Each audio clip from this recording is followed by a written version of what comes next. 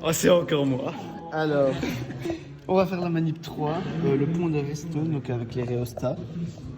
Alors, ici nous voyons que nous avons en même temps un montage en parallèle et un montage en série. Donc commençons par le montage de la première résistance,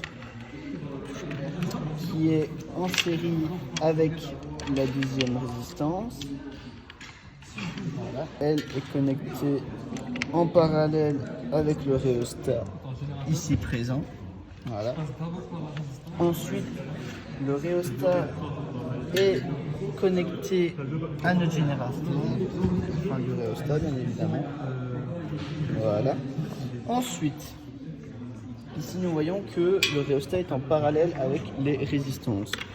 Donc on va faire un montage en parallèle avec R1. Donc, tac, tac. Donc on le connecte tout d'abord avec la première partie du rhéostat. Ensuite, la deuxième partie, quant à elle, va être connectée. Ça, on connecte. Pourquoi il y a un câble là? Le rhéostat est connecté au voltmètre.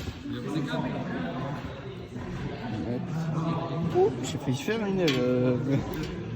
Hop. Voilà.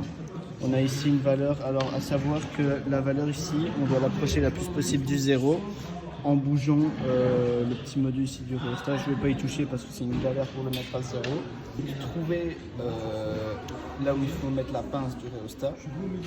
Du coup, après ce que vous faites, c'est que vous débranchez tout parce qu'il va falloir calculer R3 et R4.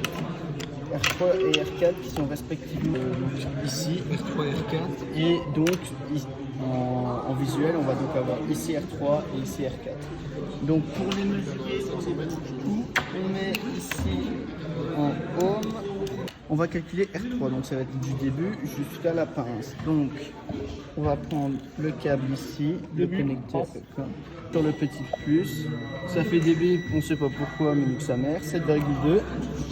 Je le recommence bouger. Et on le met derrière. Voilà. Pareil, on calcule 4,1. Donc on se fait. Ça doit respecter cette valeur. Ça doit respecter ceci. Est-ce que c'est respecté, mon très cher Mohamed? C'est très bien respecté. Oui, donc voilà.